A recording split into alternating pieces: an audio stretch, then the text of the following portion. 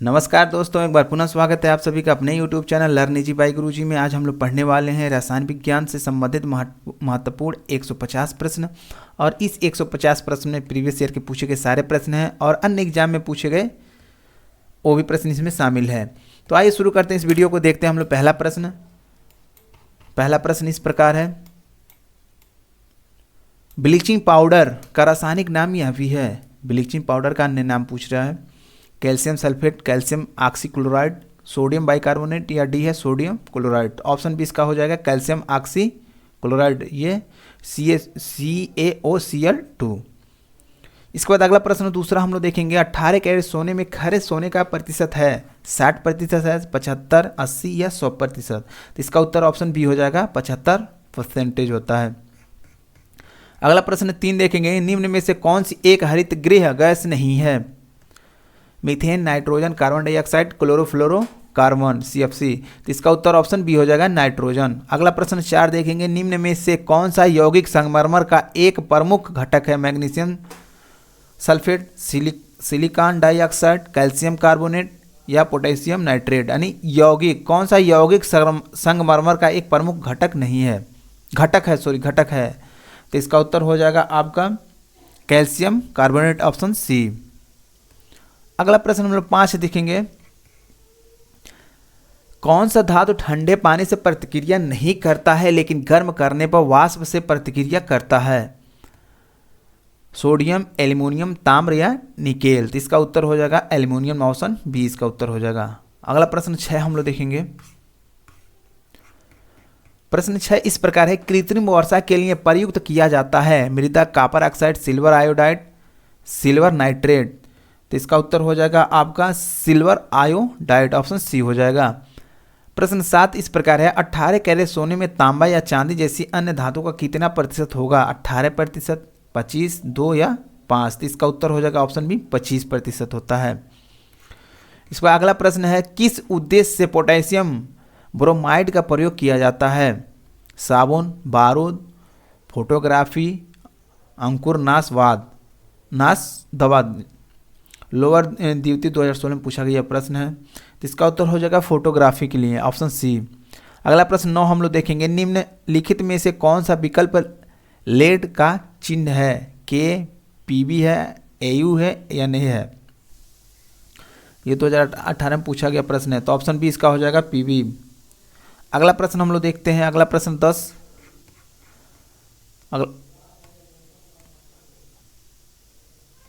प्रश्न 10 इस प्रकार है, त्वरित चांदी निम्नलिखित में से किसका एक उत्पाद है? चांदी, लोहा, पारा, मैग्नीशियम। तो इसका उत्तर हो जाएगा ऑप्शन सी पारा। अगला प्रश्न 11 हम लोग देखेंगे। प्रश्न 11 इस प्रकार है, पारद मिश्रण या अमलगम कहलाने के लिए किसी मिश्र धातु में निम्नलिखित में से किसका होना आवश्यक है? चांदी, कोबाल्ट, निकल या पारा। तो इसका उत्तर हो जाएगा ऑप्शन डी पारा। अगला प्रश्न 12 हम लोग देखेंगे, निम्नलिखित में से कौन सा तत्व तांबे को उसके यौगिकों से विस्थापित कर सकता है? चांदी, जस्ता, सोना या पारा। कैन सुपरवाइजर 2019 में पूछा गया प्रश्न है, तो इसका उत्तर हो जाएगा ऑप्शन ए चांदी। अगला प्रश्न हम लोग 13 देखेंगे, सिलिकॉन क्या है? उपधातु है, धातु है, अधातु है, नोबल गैस है। तो इसका उत्तर हो जाएगा आपका उपधातु है, ऑप्शन ए इसका उत्तर हो जाएगा। अगला प्रश्न हम लोग देखेंगे 14।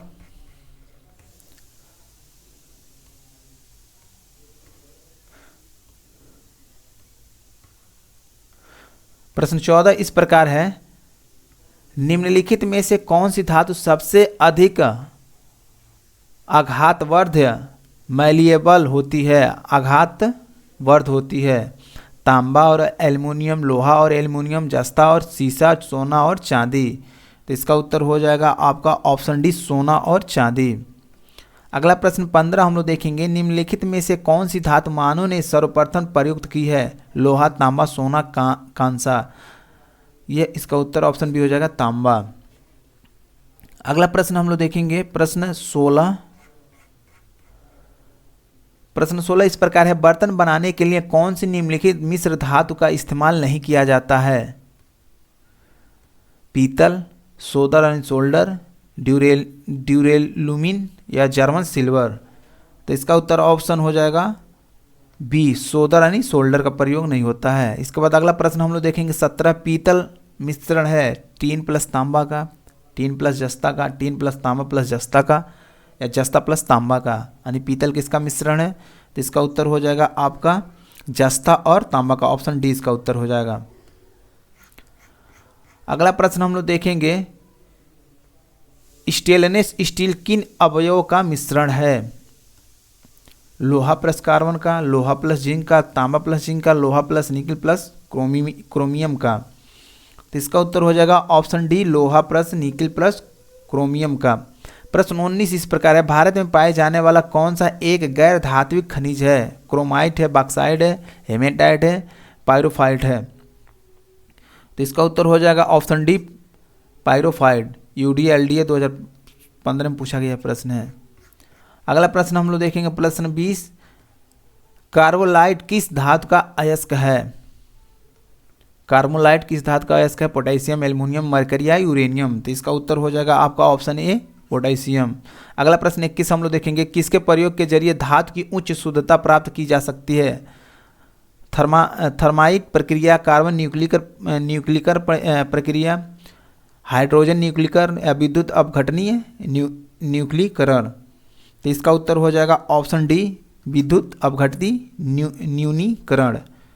इसके बाद अगला प्रश्न हम लोग देखेंगे प्रश्न 22, केलामाइन का एक अयस्क है। टीन, मैग्नीशियम, जस्ता, तांबा। तो इसका उत्तर हो जाएगा आपका ऑप्शन सी, जस्ता। अगला प्रश्न हम लोग देखेंगे 23,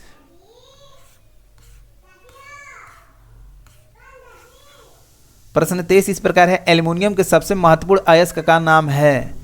बॉक्साइट, कैल्साइट, कैलेमाइन, गैलेना। तो इसका उत्तर हो जाएगा आपका बॉक्साइट, ऑप्शन ए। अगला प्रश्न 24 है, मोनोजाइट किसका अयस्क है। जर्कोनियम का, थोरियम का, टाइटेनियम का या लौह का।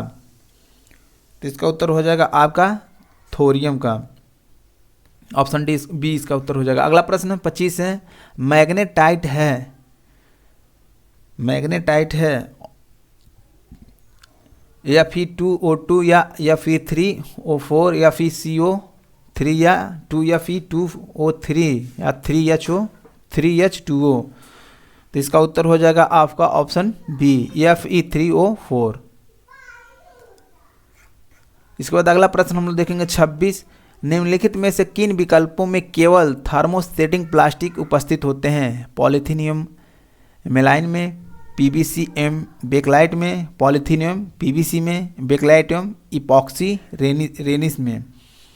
तो इसका उत्तर हो जाएगा आपका ऑप्शन बी, डी, बेकलाइटियम इपॉक्सी रेनिन में।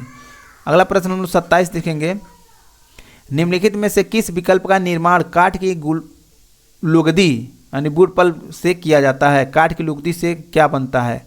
पॉलिस्टर बनता है, टेरफॉल बनता है, नायलॉन बनता है या रेयान बनता है। तो इसका उत्तर हो जाएगा ऑप्शन डी, रेयान बनता है, यानी काठ की लुगदी से क्या बनता है, रेयान बनता है। अगला प्रश्न 28 है, सिंथेटिक फाइबर के संबंध में निम्नलिखित में से कौन सा कथन गलत है। प्राकृतिक फाइबर से सस्ता है, प्राकृतिक फाइबर से सशक्त है, प्राकृतिक फाइबर से कम टिकाऊ है, सोने तथा व्यवस्थित रखने में आसान है। तो इसका उत्तर हो जाएगा आपका ऑप्शन सी, प्राकृतिक फाइबर से कम टिकाऊ है, ऑप्शन सी इसका उत्तर हो जाएगा। अगला प्रश्न हम लोग देखेंगे 29, निम्नलिखित में से कौन सा पदार्थ एक न चिपकने वाले बर्तन की सतह पर लेपित किया जाता है। नायलॉन, बैकेलाइट, विनाइल क्लोराइड या टेफ्लॉन। तो इसका उत्तर हो जाएगा आपका टेफ्लॉन, ऑप्शन डी। अगला प्रश्न हम लोग 30 देखेंगे, कृत्रिम सिल्क के रूप में कौन सा सिंथेटिक फाइबर जाना जाता है। नायलॉन जाना जाता है, रेयान या सूत या टेरिलिन। तो इसका उत्तर हो जाएगा आपका रेयान। अगला प्रश्न हम लोग देखेंगे प्रश्न 31 इस प्रकार है, निम्नलिखित में से कौन एक थर्मोसेटिंग प्लास्टिक है। थर्मोसेटिंग प्लास्टिक पूछ रहा है, पॉलीथीन है, बेकेलाइट है, PVC है या पॉलिस्टर है। तो इसका उत्तर हो जाएगा आपका ऑप्शन डी, पॉलिस्टर। अगला प्रश्न हम लोग 32 देखेंगे। प्राकृतिक रबर के बारे में निम्नलिखित में से कौन सा कथन सही है? यह एक प्राकृतिक बहुलक है और इसमें लोचदार गुण होते हैं। यह एक कृत्रिम बहुलक है और इसमें लोचदार गुण होते हैं। यह एक बहुलक नहीं है लेकिन इसमें लोचदार गुण हैं। यह एक प्राकृतिक बहुलक है लेकिन इसमें लोचदार गुण नहीं होते हैं। तो इसका उत्तर हो जाएगा ऑप्शन ए, यह एक प्राकृतिक बहुलक है और इसमें लोचदार गुण होते हैं। अगला प्रश्न हम लोग 33 देखेंगे। निम्नलिखित में से कौन से उद्योगों में वॉशिंग सोडा का प्रयोग नहीं होता है? वॉशिंग सोडा का प्रयोग नहीं होता है। शीशे के उद्योग में बोरेक्स के उत्पादन में पानी के अस्थायी खारेपन को हटाना है। रासायनिक उद्योग में ऑक्सीडाइजिंग एजेंट के रूप में। तो इसका उत्तर हो, ये होम्योपैथिक 2019 में पूछा गया प्रश्न है। इसका उत्तर हो जाएगा ऑप्शन डी, रासायनिक उद्योगों में ऑक्सीडाइजिंग एजेंट के रूप में। इसके बाद अगला प्रश्न है, भारतीय रासायनिक औद्योगिक संस्था Indian institute of chemical technology कहाँ स्थित है? अहमदाबाद में, प्रयागराज, इलाहाबाद में, हैदराबाद में या कोलकाता में? तो इसका उत्तर हो जाएगा आपका हैदराबाद, ऑप्शन सी। प्रश्न 35 देखेंगे। भारी मशीनों में किसको ल्यूब्रिकेंट के रूप में प्रयुक्त किया जाता है? ग्रेफाइट, सल्फर या फास्फोरस या सिलिका को? तो इसका उत्तर हो जाएगा आपका ऑप्शन ए, ग्रेफाइट को। अगला प्रश्न 36 हम लोग देखेंगे। कार्बन का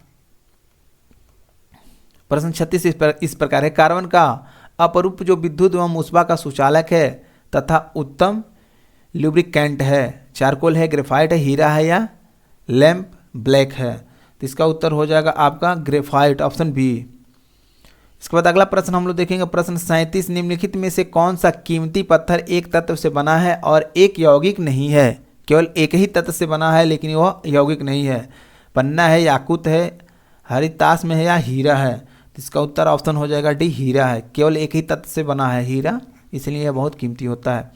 अगला प्रश्न है, जब जल स्वयं रासायनिक रूप से किसी तत्व या खनिज के साथ मिलता है तो उसे कहते हैं कार्बोनेट, बिसिलिकेशन या जल योजन, उदकरण या ऑक्सीकरण? तो इसका उत्तर हो जाएगा आपका ऑप्शन सी, जल योजन। जब जल स्वयं रासायनिक रूप से किसी तत्व या खनिज के साथ मिलता है तो उसे जल योजन या उत्कलन कहते हैं। इसके बाद अगला प्रश्न हम लोग देखेंगे 39, भोजन में रसायन किस उद्देश्य से मिलाया जाता है? भोजन में रसायन किस उद्देश्य से मिलाया जाता है? निम्नीकरण के लिए, अपघटक या संरक्षण या पुनरावर्तन के लिए? तो इसका उत्तर हो जाएगा आपका संरक्षण के लिए, बचाव के लिए। इसके बाद अगला प्रश्न हम लोग देखेंगे 40, संश्लिष्ट अपमार्जक सिंथेटिक डिटर्जेंट के बारे में निम्नलिखित में से कौन सा कथन सही है? यह मृद और कठोर जल दोनों के साथ काम करते हैं, यह कठोर जल में काम नहीं करते हैं, यह केवल कठोर जल से काम करते हैं, यह केवल मृद जल में काम करता है? तो इसका उत्तर हो जाएगा ऑप्शन ए, यह मृद और कठोर जल दोनों के साथ काम करते हैं। जो अपमार्जक होते हैं सिंथेटिक डिटर्जेंट, यह कठोर और मृद जल दोनों में काम करता है। इसके बाद अगला प्रश्न हम लोग देखेंगे।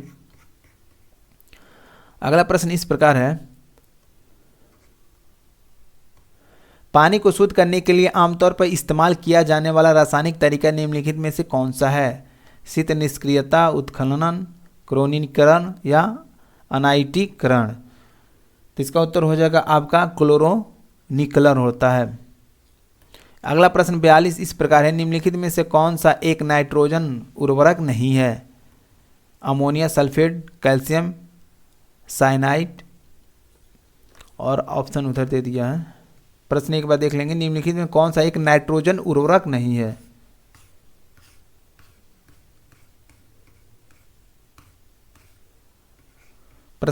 ऑप्शन सी दिया है, सुपर फास्फेट ऑफ लाइम या यूरिया। तो इसका उत्तर हो जाएगा आपका option c, super phosphate of lime. यह एक नाइट्रोजन उर्वरक नहीं है। इसके बाद अगला प्रश्न हम लोग 43 देखेंगे। जल प्रक्रमण संयंत्रों में घुले हुए ठोस पदार्थ को हटाने के लिए क्या उपाय किए जाते हैं? ऑक्सीकरण और निस्पंदन, सक्रिय कार्बन और एयर स्ट्रिपिंग, रिवर्स ऑस्मोसिस या आसवन और आयन एक्सचेंज, ऑक्सीकरण, फिल्टर, हरित रेत या यांत्रिक फिल्टर? तो इसका उत्तर हो जाएगा आपका ऑप्शन सी जाएगा, रिवर्स ऑस्मोसिस, आसवन और आयन एक्सचेंज होता है। इसके बाद अगला प्रश्न हम लोग देखेंगे 44। समुद्र के पानी में द्रवीभूत मुख्य लवणों की पहचान कीजिए। समुद्र के पानी में मुख्य लवण कौन से होते हैं जो द्रव के रूप में रहते हैं? सोडियम क्लोराइड होता है, सोडियम सल्फेट होता है, कैल्शियम कार्बोनेट होता है, पोटेशियम सल्फेट होता है। तो ये सभी होते हैं, ये सभी सही हैं। तो ऑप्शन क्या हो जाएगा? सी सही हो जाएगा। 1 2 3 4 और 5, 4 और ये सारे सही हैं। इसके बाद अगला प्रश्न देखेंगे, ऐसा उर्वरक जो 2 या 2 से अधिक प्राथमिक पोषक तत्वों की आपूर्ति करता है वह क्या कहलाता है? सरल उर्वरक, जैविक खाद, हरी खाद या मिश्रित उर्वरक? तो इसका उत्तर हो जाएगा आपका मिश्रित उर्वरक, ऑप्शन डी हो जाएगा। अगला प्रश्न हम लोग देखेंगे 46। जब पानी मिलाने के बाद मिश्रण में भारी घटक नीचे सतह पर बैठ जाता है तो इस प्रक्रिया को कहा जाता है? यार्निंग, छानना, आस्वादन, ताड़ना या थ्रेसिंग करना? तो इसका उत्तर हो जाएगा ऑप्शन सी, अवसादन हो जाएगा। अगला प्रश्न हम लोग 47 देखेंगे, कांच का कौन सा प्रकार ऊष्मा प्रतिरोधी है?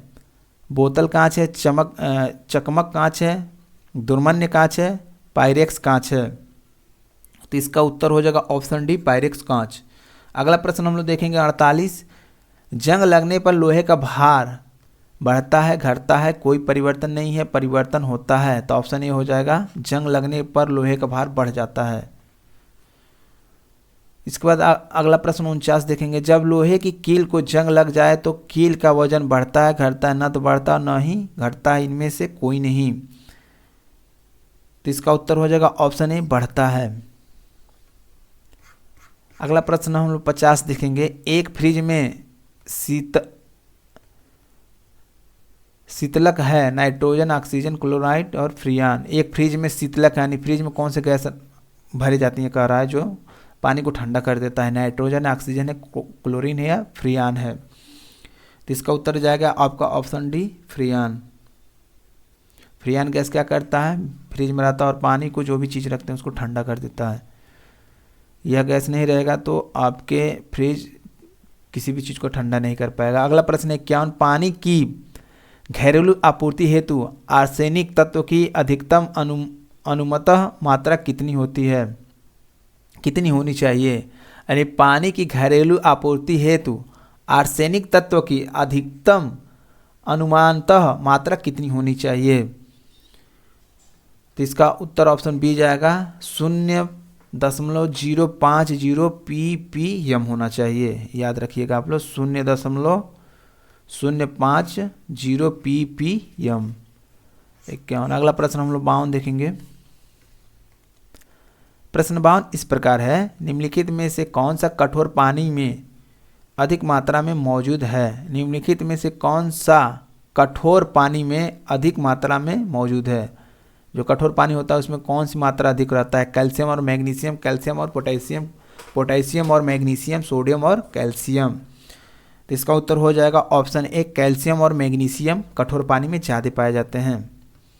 अगला प्रश्न 53 इस प्रकार है, निम्नलिखित में से कौन सा एक उर्वरक खनिज नहीं है? कौन सा एक उर्वरक जो खनिज नहीं है? Nitrate, phosphate, tungsten, potash? तो इसका उत्तर आपका हो जाएगा ऑप्शन सी, टंगस्टन। यह किसी प्रकार का उर्वरक नहीं होता है। टंगस्टन क्या होता है? ये एक धातु होता है जो बल्ब में प्रयोग किया जाता है। अगला प्रश्न हम लोग देखेंगे 54। दो विभिन्न प्रकार के पदार्थों के कण को स्वतः ही आपस में मिश्रित करने की प्रक्रिया को क्या कहते हैं? दो विभिन्न प्रकार के पदार्थों के कण को स्वतः ही आपस में मिश्रित करने की प्रक्रिया को क्या कहते हैं?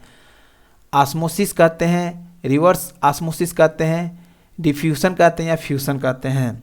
तो इसका उत्तर हो जाएगा ऑप्शन सी हो जाएगा, डिफ्यूजन कहते हैं। जब दो कण आपस में स्वतः मिल जाएंगे तो उसको क्या कहेंगे? डिफ्यूजन कहते हैं। ठोस के संबंध में निम्नलिखित में से कौन सा कथन सही है? कोई निश्चित आकार नहीं है परंतु निश्चित मात्रा है। न निश्चित आकार है न ही निश्चित मात्रा है। निश्चित आकार परंतु निश्चित मात्रा नहीं है। निश्चित आकार एवं निश्चित मात्रा है। जो ठोस होता है क्या होता है? वो उसका आकार निश्चित एवं निश्चित मात्रा में होता है। ऑप्शन क्या हो जाएगा इसका? ऑप्शन डी इसका उत्तर हो जाएगा। अगला प्रश्न 56 हम लोग देखेंगे। प्रश्न 56 इस प्रकार है, निम्नलिखित में से कौन सी प्रक्रिया एक रासायनिक परिवर्तन नहीं है? कौन सी प्रक्रिया है जो रासायनिक परिवर्तन नहीं है? पौधे में प्रकाश संश्लेषण, मोम का पिघलना, पानी का संघनन, पौधों में वाष्पोत्सर्जन। तो इसका उत्तर हो जाएगा पौधे में प्रकाश का संश्लेषण या रासायनिक प्रक्रिया नहीं होता है, रासायनिक परिवर्तन नहीं होता है। प्रश्न 57 है, निम्नलिखित में से कौन सा रासायनिक परिवर्तन है? पटाखों का जलना, मैग्नीशियम तार का गर्म होना, कपड़े सुखाना, पानी में चीनी का घुलना। कौन सा रासायनिक परिवर्तन है? तो पटाखों का जलना ऑप्शन ए है रासायनिक परिवर्तन। अगला प्रश्न हम लोग देखेंगे, प्रश्न 58 इस प्रकार है, तरल पदार्थ की तुलना में ठोस पदार्थ में परमाणुओं का व्यवस्थापन किस तरह होता है? दूर दूर होते हैं, बारीकी से नहीं बंद होते हैं, बहुत बारीकी से बंद होते हैं, कम बारीकी से बंद होते हैं। जो तरल पदार्थ की तुलना में कठोर पदार्थ में जो कठोर पदार्थ होता है, जो तरल पदार्थ होता है, तरल यानी जो द्रव होते हैं, कि परमाणुओं का व्यवस्थापन किस प्रकार होता है, जो परमाणु होते कैसे रहते हैं। तो इसका उत्तर ऑप्शन क्या हो जाएगा? ऑप्शन सी, बहुत बारीकी से बंधे होते हैं। तरल पदार्थ में जो भी क्या होते हैं परमाणु होते हैं वो दूर दूर होते हैं, जबकि जो ठोस पदार्थ होता है उसके परमाणु आपस में बंधे होते हैं मजबूती से। अगला प्रश्न हम लोग देखेंगे, प्रश्न 59, वह ताप जिस पर कोई ठोस वस्तु अपनी ठोस अवस्था से द्रव अवस्था में परिवर्तित हो क्या कहलाता है? वह ताप जिस अवस्था में कोई ठोस वस्तु ठोस अवस्था से किसी में परिवर्तित हो रहा है? द्रव अवस्था में। तो वाष्पीकरण कहलाता है, गलनांक कहलाता है, ऊर्ध्वपातन कहलाता है या प्लाज्मा कहलाता है? तो वह गलनांक होता है।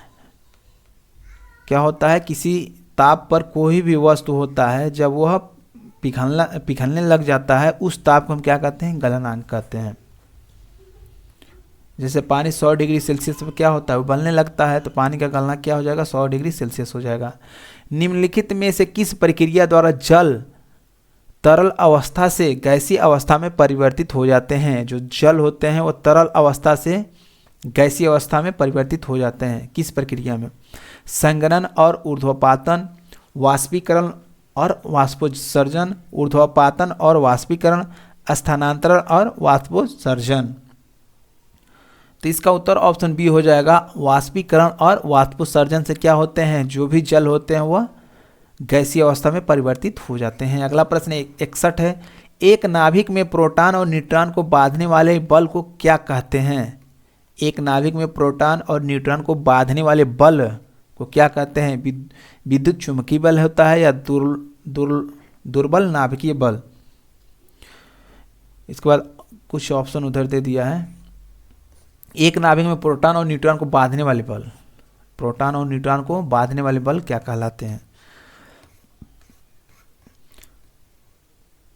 ऑप्शन सी में दिया है गुरुत्वाकर्षण बल, ऑप्शन डी में दिया है प्रबल नाभिकीय बल।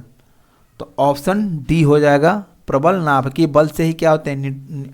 न्यूट्रॉन और प्रोटॉन आपस में बंधे रहते हैं। इसके बाद अगला प्रश्न है 62, प्रोटियम, ड्यूटेरियम और ट्राइटियम को निम्नलिखित में से किस किस श्रेणी में रखा गया है? आइसोटोप में, आइसोबार में, आइसोमर में, आइसोकोर में। तो इसका उत्तर हो जाएगा ऑप्शन हो जाएगा आइसोटोप में। अगला प्रश्न हम लोग देखेंगे, प्रश्न 63।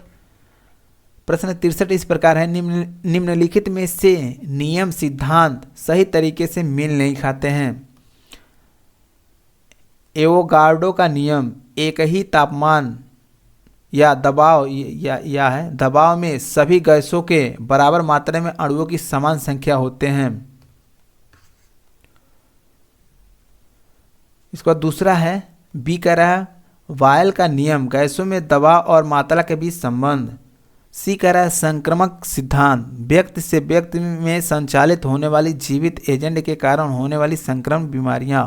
और डी है हुंड का नियम, परमाणु में कोई भी दो इलेक्ट्रॉन एक ही ऊर्जा स्तर पर नहीं रख सकते हैं। तो कह रहा है कौन से नियम और सिद्धांत सही तरीके से मेल नहीं खाते हैं? तो इसका ऑप्शन डी हो जाएगा। बाकी सिद्धांत सही है, ऑप्शन डी हो जाएगा। जो हुड का नियम है, परमाणु में कोई भी दो इलेक्ट्रॉन एक ही ऊर्जा स्तर पर नहीं रख सकते, ये गलत है, ये हुड का सिद्धांत नहीं है। इसके बाद अगला प्रश्न हम लोग देखेंगे, प्रश्न प्रश्न 64 है, जल हाइड्रोजन तथा ऑक्सीजन का अनुपात भार के अनुसार है। जो भी अनुपात पूछ रहा है किसका अनुसार पूछ रहा है, भार के अनुसार। हाइड्रोजन NH, ऑक्सीजन NO में जो अनुपात यानी भार के अनुसार पूछ रहा है, 2 संबंध 1 है, 1 संबंध 2 है, 8 संबंध 1 है, 1 संबंध 8 है। तो इसका उत्तर हो जाएगा ऑप्शन डी, 1 संबंध 8। 65 का उत्तर हम लोग देखेंगे, जल निर्माण का निम्नलिखित में से कौन सा सही समीकरण है। जो जल का निर्माण होता है उसका समीकरण पूछ रहा है।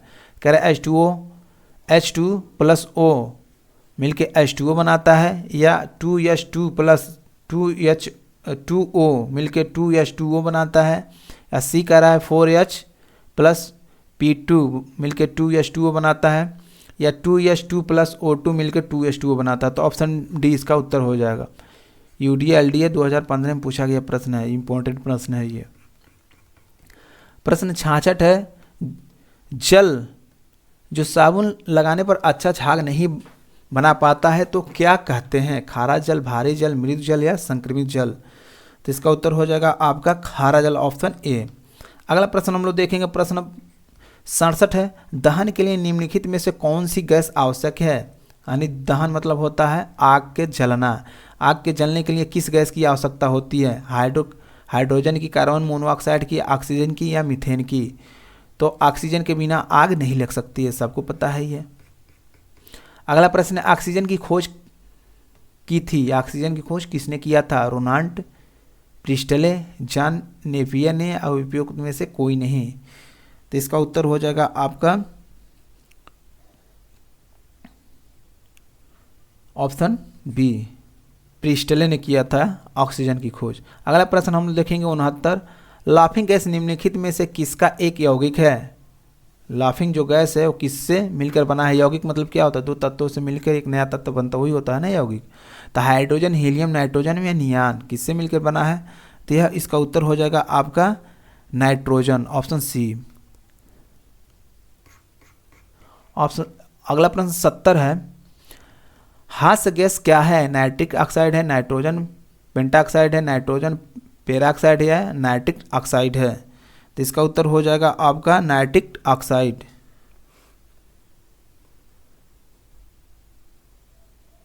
ऑप्शन डी इसका उत्तर हो जाएगा नाइट्रिक ऑक्साइड। अगला प्रश्न है 71, लाफिंग गैस क्या है। सेम प्रश्न है, हास्य गैस और लाफिंग गैस दोनों एक ही नाम है। हास्य मतलब हंसना होता है और लाफिंग मतलब भी हंसना होता है। Carbon dioxide, sulphur dioxide, nitric oxide. तो ऑप्शन बी इसका उत्तर हो जाएगा।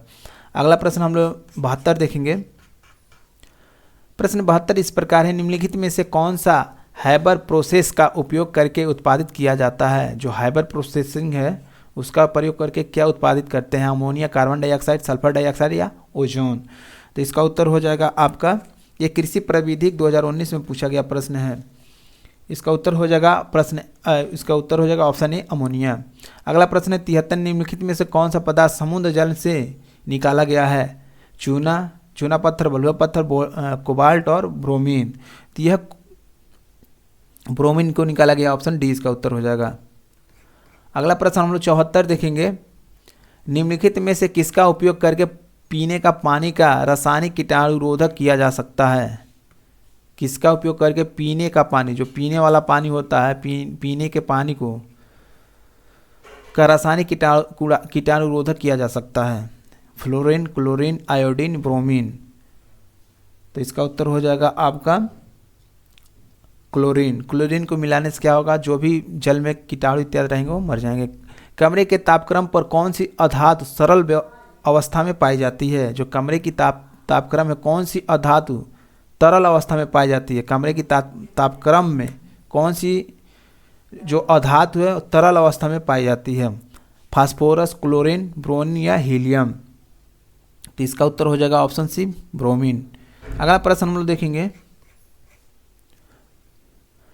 प्रश्न 76 इस प्रकार है, निम्नलिखित में से सबसे अधिक ऋण विद्युत तत्व कौन सा है। निम्नलिखित में से सबसे अधिक ऋण विद्युत तत्व कौन सा है।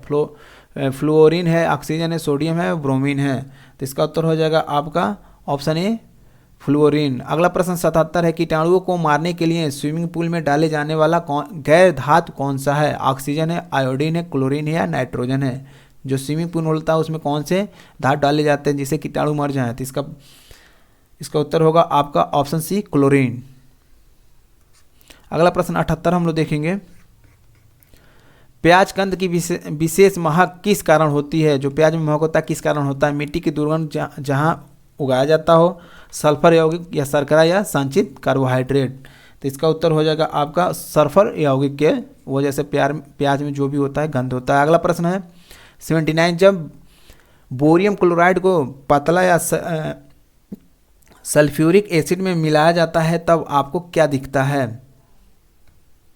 79 प्रश्न हम लोग देखेंगे। जब बेरियम क्लोराइड को पतला सल्फ्यूरिक एसिड में मिलाया जाता है तब आपको क्या दिखता है? घने सफ़ेद धुआं निकलते हैं, घोर रंगहीन रहता है, जो घोल रहता है रंगहीन रहता है, बड़ी मात्रा में ऊष्मा निकलती है, सफ़ेद अवक्षेप बनता है। तो इसका उत्तर हो जाएगा आपका डी, ऑप्शन डी, सफ़ेद अवक्षेप बनता है। अगला प्रश्न हम लोग देखेंगे प्रश्न 80, कौन सी गैस चूना पानी को दूधिया बनाता है? Sulphur dioxide, nitric oxide, carbon dioxide या अमोनिया? तो इसका उत्तर हो जाएगा आपका ऑप्शन सी, कार्बन डाइऑक्साइड। प्रश्न 81 देखेंगे, किस गैस का गंध सड़े हुए अंडे के जैसे होता है? Carbon monoxide, sulphur dioxide, sulphur trioxide या हाइड्रोजन सल्फाइड? तो इसका उत्तर हो जाएगा आपका hydrogen, option D, hydrogen sulphide. अगला प्रश्न 82 देखेंगे हम लोग। NH2 की तुलना में अधिक COOH समूहों वाले अमीनो अम्लों को क्या कहा जाता है? ये कह रहा है। तो प्रश्न एक बार और देख लीजिएगा। NH2 की तुलना में अधिक COOH समूहों वाले अमीनो अम्ल को अमीनो अम्ल कहा जाता है, क्या कहा जाता है? देख लेते हैं, इसको ऑप्शन इधर दे दिया है।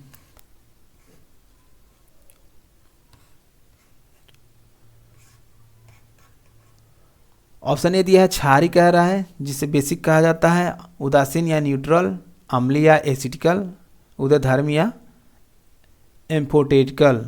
तो यह अम्लीय हो जाता है, एसिडिकल होता है। अगला प्रश्न हम लोग 83 देखेंगे।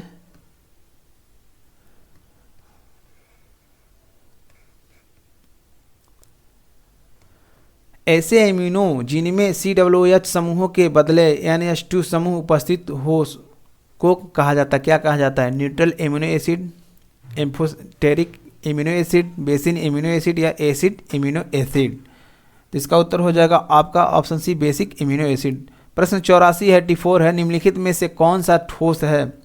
क्लोरोफॉर्म, आयोडोफॉर्म, इथाइल अल्कोहल या ईंधन? तो इसका उत्तर हो जाएगा ऑप्शन बी, आयोडोफॉर्म। अगला प्रश्न 85 इस प्रकार है, एथिलीन ग्लाइकोल को एंटीफ्रीज हिमरोधी के रूप में पानी में मिलाने पर उसे कार के रेडिएटर की सफाई हेतु प्रयुक्त किया जाता है। यह केवल पानी के हिमांक को कम करता है, यह केवल पानी के क्वथनांक को बढ़ाता है, यह पानी के हिमांक को कम करता है तथा पानी के क्वथनांक को बढ़ा देता है। जो एथिलीन ग्लाइकोल को एंटीफ्रीज जो होता है, जो हिमरोधी होता है, क्या करता है? तो इसका उत्तर हो जाएगा आपका ऑप्शन डी, यह पानी के हिमांक को कम करता है तथा पानी के क्वथनांक को बढ़ा देता है। अगला प्रश्न 86 है, C2H6 किस प्रकार का हाइड्रोकार्बन है? C2H6 किस प्रकार का हाइड्रोकार्बन है? एल्केन, एल्कीन, एल्कोहल या एल्काइन? तो इसका उत्तर हो जाएगा ऑप्शन ए, एल्केन होता है। प्रश्न 87 देखेंगे, पेप्टाइड बंध का निर्माण किसके बीच होता है? अमीनो समूह और हाइड्रोक्सिक समूह, या दो हाइड्रोक्सिक समूह, या अमीनो समूह और कार्बोक्सिक समूह, या अमीनो समूह और कार्बोनिल समूह? तो इसका उत्तर हो जाएगा आपका ऑप्शन सी हो जाएगा, अमीनो समूह और कार्बोक्सिक समूह। अगला प्रश्न हम लोग देखेंगे प्रश्न 88, एसीटोन और मिथाइल अल्कोहल के मिश्रण को अलग करने के लिए कौन सी निम्नलिखित तकनीक का प्रयोग होता है? तो इसका उत्तर हो जाएगा आपका ऑप्शन सी, आंशिक आसवन। इसके बाद अगला प्रश्न 89 देखेंगे, नींबू में एसिड पाया जाता है, नींबू में कौन सा एसिड पाया जाता है? लैक्टिक एसिड है, मैलिक एसिड है, या सिट्रिक एसिड, या टार्टरिक एसिड है? तो इसका उत्तर हो जाएगा सिट्रिक एसिड पाया जाता है। नींबू में कौन सा एसिड पाया जाता है? Citric acid. अगला प्रश्न 90 है, निम्नलिखित में से किसका प्रयोग एंटीफ्रीज के रूप में किया जाता है? तो इसका उत्तर हो जाएगा ऑप्शन डी, मिथाइल अल्कोहल। अगला प्रश्न 91 है, हरे फलों को कृत्रिम ढंग से पकाने हेतु प्रयुक्त गैस है, यानी जो हरे फल होते हैं उसको पकाने के लिए कौन से गैस का प्रयोग किया जाता है? एसिटिलीन, इथेन, हाइड्रोजन, या कार्बन डाइऑक्साइड? तो इसका उत्तर हो जाएगा आपका ऑप्शन है एसिटिलीन। प्रश्न 92 है, ग्रेफाइट मुख्य रूप से निम्नलिखित में से किस तत्व से बना है? सिलिकॉन, लोहा, कार्बन, या तांबा? तो इसका उत्तर हो जाएगा ऑप्शन सी, कार्बन। इसके बाद अगला प्रश्न 93 देखेंगे हम लोग। सीसा पेंसिल में प्रयुक्त तत्व हैं, जो सीसा होता है उसमें कौन सा तत्व है? सीसा और पेंसिल में जिंक, सीसा, कार्बन और टीन। तो इसका उत्तर हो जाएगा आपका कार्बन, ऑप्शन सी। अगला प्रश्न हम 94 देखेंगे, हीरा तथा ग्रेफाइट में समान है विद्युत चालकता, क्रिस्टल संरचना, घनत्व, या परमाणु भार? तो ऑप्शन डी हो जाएगा परमाणु भार। अगला प्रश्न हम लोग 95 देखेंगे, पेंसिल की लेड बनाने में क्या व्यवहार किया जाता है? पेंसिल की लेड बनाने में क्या व्यवहार किया जाता है? ग्रेफाइट, चारकोल, या सिलिकॉन, या फास्फोरस? तो इसका उत्तर हो जाएगा आपका graphite, option A.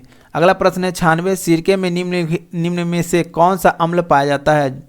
Lactic acid, citric acid, malic acid, या एसिटिक एसिड? तो इसका उत्तर हो जाएगा आपका एसिटिक एसिड। जो सिरका होता है उसमें क्या पाया जाता है? Acetic acid.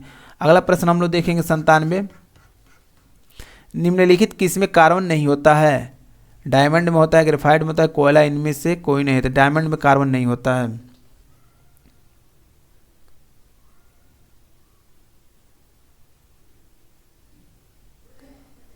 सॉरी, ये नहीं होगा, इसमें से कोई नहीं होगा। डायमंड में कार्बन होता है। अगला प्रश्न है, निम्न में से किस प्रकार के कोयले में सबसे अधिक कार्बन सामग्री होती है? बिटुमिनस कोयला, लिग्नाइट कोयला, पीट, या एथ्रेसाइड कोयला? तो इसका उत्तर हो जाएगा आपका एथ्रेसाइड, ऑप्शन डी। अगला प्रश्न है, एथेनॉल की कैलोरीफिल वैल्यू केजे बटे केजी में क्या है? जो एथेनॉल की कैलोरिकल वैल्यू,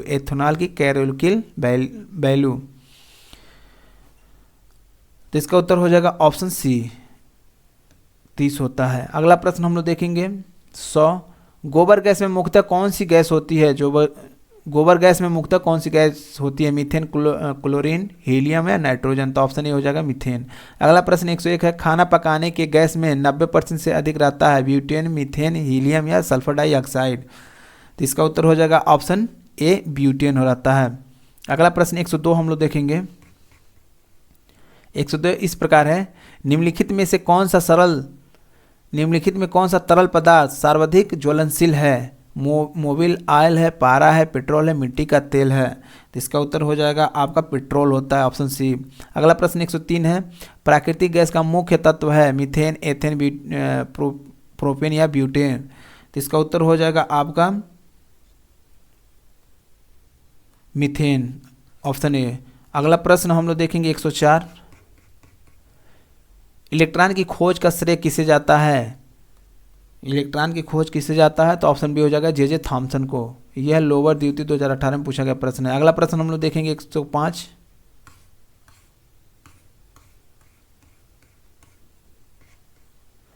प्रोटॉन का द्रव्यमान होता है, प्रोटॉन का द्रव्यमान होता है 1.6726 गुणे 10 पे -24 ग्राम। ऑप्शन ए इसका उत्तर हो जाएगा। अगला प्रश्न 106 देखेंगे, न्यूट्रॉन की खोज किसने की थी? न्यूट्रॉन की खोज चैडविक ने की थी। अगला प्रश्न हम लोग देखेंगे 107, निम्नलिखित में से किसने प्रोटॉन की खोज की? इलेक्ट्रॉन, प्रोटॉन और न्यूट्रॉन की खोज। ईटा पर नाचे, आप लोग याद रख लीजिएगा, ईटा पर नाचे। तो प्रोटॉन की खोज किसने किया था? रदरफोर्ड ने। अगला प्रश्न 108 है, न्यूट्रॉन एक कण जो परमाणु के नाभिक का अंश है की खोज किसने की? न्यूट्रॉन की खोज किसने किया था? तो ऑप्शन सी हो जाएगा आपका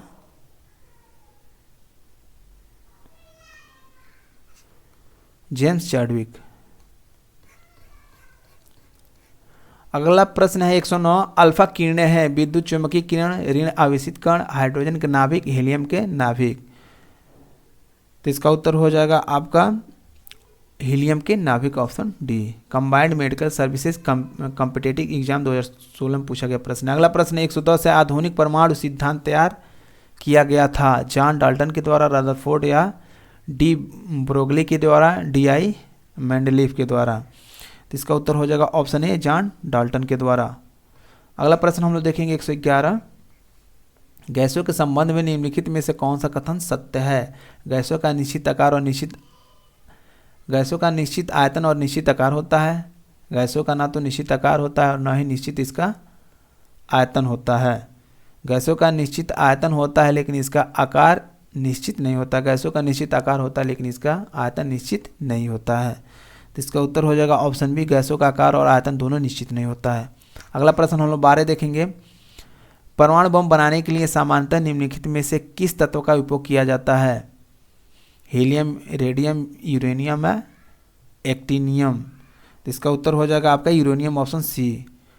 प्रश्न 113 देखेंगे। निम्नलिखित में से कौन सा एक रेडियोधर्मी तत्व नहीं है? यूरेनियम, रेडियम, थोरियम या कैडमियम। राजस्व निरीक्षक 2016 में पूछा गया प्रश्न है। तो इसका उत्तर हो जाएगा आपका ऑप्शन डी, कैडमिनियम। अगला प्रश्न 114 देखेंगे हम लोग। शुष्क सेल में प्रयुक्त कैथोड होता है। शुष्क सेल में प्रमुख कैथोड होता है तांबा का, लोहा का, सिल्वर का, जस्ता का। तो यह आपका ऑप्शन डी हो जाएगा, जस्ता का। अगला प्रश्न हम लोग देखेंगे 115।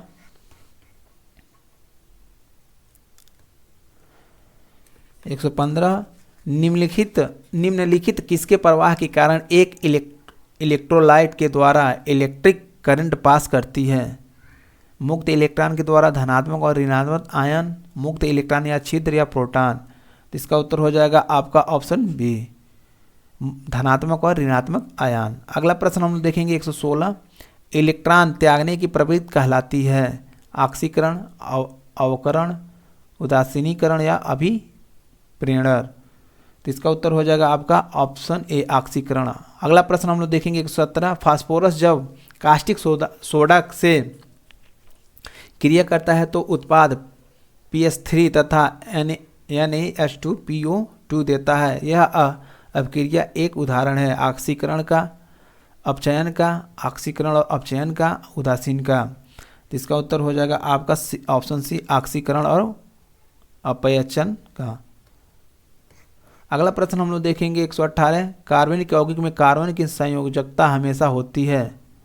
कार्बनिक यौगिक में कार्बन की जो संयोजकता है वो कितना होती है? 1, 2, 3 या 4। तो इसका उत्तर हो जाएगा ऑप्शन डी, 4। अगला प्रश्न 119 देखेंगे। एक दुर्बल एसिड एवं प्रबल क्षार के बीच बने नमक का pH मान होता है। pH कितना होता है? 7 होता है, 6 होता है, 0 होता है या 10 होता है? तो इसका उत्तर हो जाएगा आपका 10 होता है। एक दुर्बल एसिड एवं प्रबल क्षार के बीच बने नमक का pH 10 हो सकता है। अगला प्रश्न हम लोग देखेंगे 120। हमारा शरीर pH सीमा के भीतर काम करता है, यानी हमारे शरीर का pH मान कितना होता है? तो ऑप्शन सी हो जाएगा 7 से 7.8।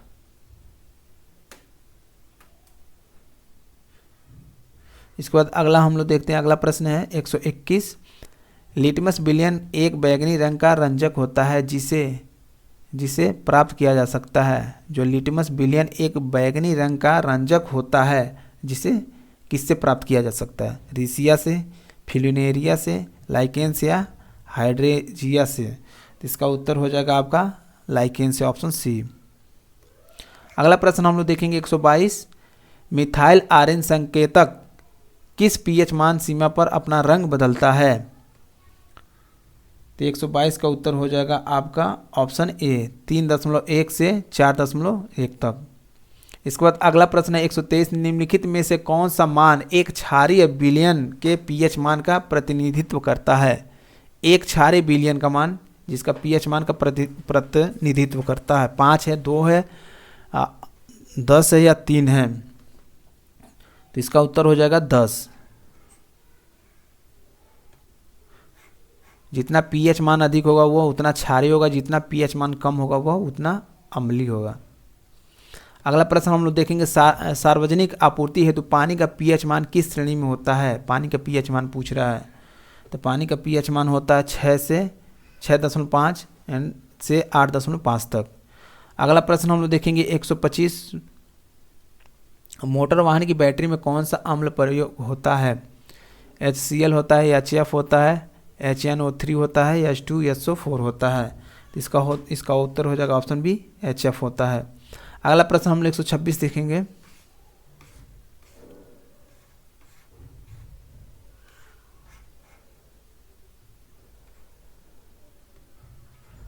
प्रश्न 126 है, एप्सम का औद्योगिक नाम क्या है। मैग्नीशियम सल्फेट, फेरस सल्फेट या लेड ऑक्साइड या लेड पेरोक्साइड है। लोअर तृतीय 2016 में पूछा गया प्रश्न है। तो इसका उत्तर हो जाएगा आपका ऑप्शन ए हो जाएगा मैग्नीशियम सल्फेट। इसके बाद अगला प्रश्न हम देखेंगे, शुद्ध पानी का पीएच मान निकटतम है। शुद्ध पानी का पीएच मान कितना होता है, तो ये लगभग 7 होता है। अगला प्रश्न हम लोग देखेंगे 128, नाइट्रिक अम्ल किस धातु पर बेअसर होता है।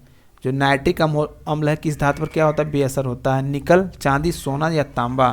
तो इसका उत्तर हो जाएगा आपका सोना, ऑप्शन सी। अगला प्रश्न 129 है, ब्रिटियाल का तेल किसे कहा जाता है। पोटेशियम डाइक्रोमेट, फास्फोरिक एसिड या कैल्शियम हाइड्रोक्साइड या सल्फ्यूरिक एसिड।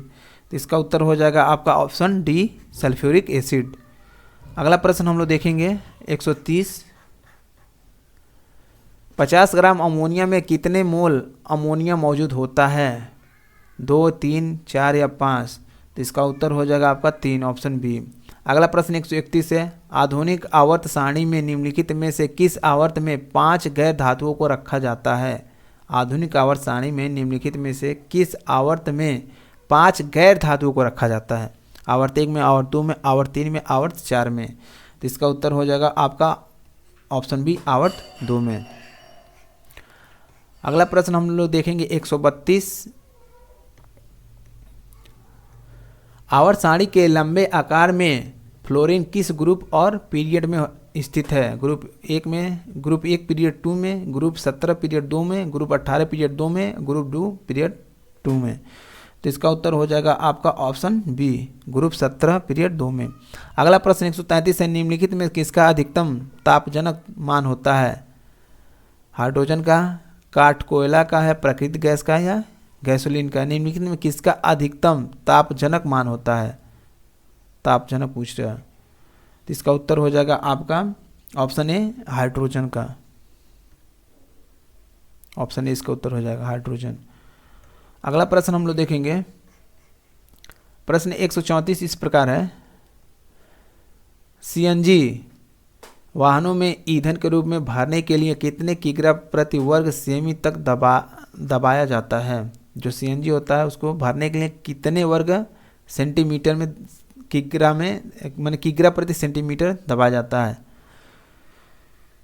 तो इसका उत्तर हो जाएगा 200 से 250 किग्रा प्रति सेंटीमीटर वर्ग होता है, माने दबाया जाता है। अगला प्रश्न है 135, बायोगैस के मुख्यतः पाई जाती है। बायोगैस ईथेन, मीथेन, ब्यूटेन या प्रोपेन।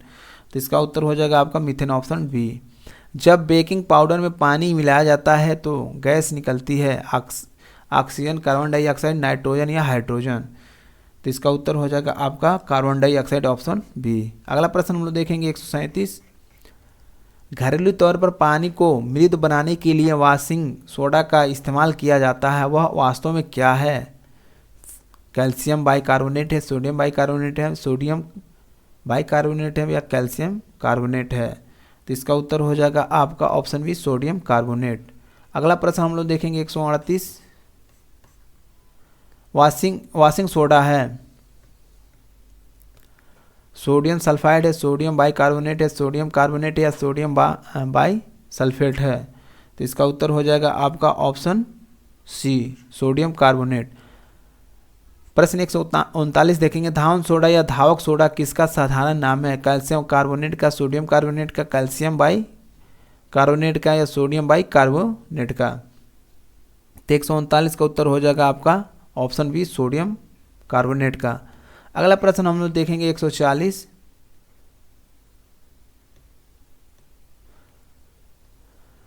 खदानों के संरक्षण हेतु निम्न में से किसका प्रयोग किया जाता है?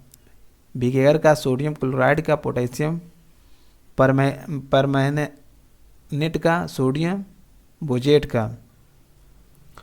तो इसका उत्तर हो जाएगा आपका ऑप्शन डी, सोडियम बेंजोएट का।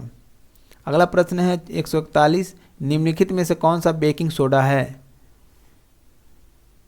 तो इसका उत्तर हो जाएगा option B, NaHCO3 baking soda है।